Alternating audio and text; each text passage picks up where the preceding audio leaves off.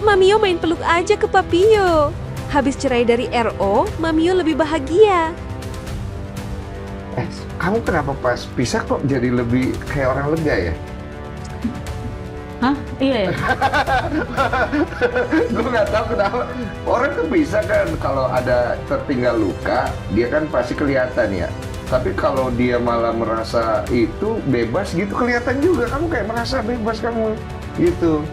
Aku nggak bisa menilai. Nggak bisa nilai, penonton yang menilai ya? Iya, harus orang lain yang menilai. Karena kalau misalnya aku kan, ya aku ngeliat diri aku sendiri ya sama-sama aja gitu loh. Tapi ya malah sekarang aku ya mungkin lebih banyak bisnisnya lagi aja. Karena aku emang dari dulu aku orangnya nggak bisa diem. Dia orangnya aktif kan. Iya. Soalnya kan sekarang ini kalau kita lihat kehidupan seorang Sarwenda ini kan dia sudah berproses sampai ke fase yang menurut gue cukup jauh, cukup panjang dan banyak sekali melewatkan masa-masa sulit. Dan gue tahu posisi lu tuh serba salah. Cerita salah, nggak cerita salah.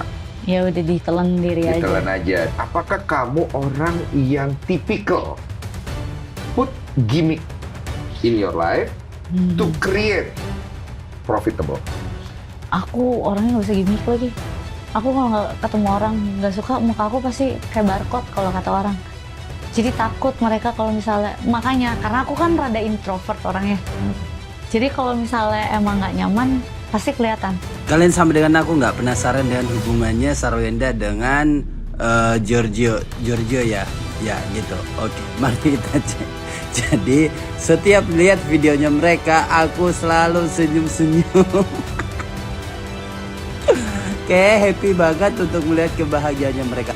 Dalam sebuah momen yang penuh emosi, Sarwenda akhirnya menepati janjinya untuk memeluk Giorgio Antonio setelah catatan penjualan mereka di live TikTok berhasil mengalahkan influencer terbesar dari dua negara, yaitu Thailand dan Filipina.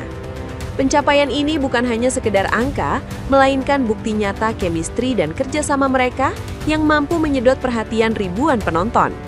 Saat Sarwenda menangis haru menyaksikan hasil kerja keras mereka, Giorgio dengan spontan merangkulnya. Wendah pun membalas dengan pelukan hangat yang membuat kru di sekitar mereka spontan berteriak kegirangan.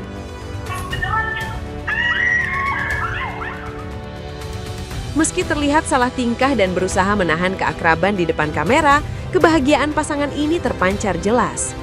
Keren banget guys, thank you banget guys, ucap Sarwenda dengan suara bergetar, mengucapkan terima kasih kepada para pembeli dan penonton setia yang telah mendukung mereka selama ini.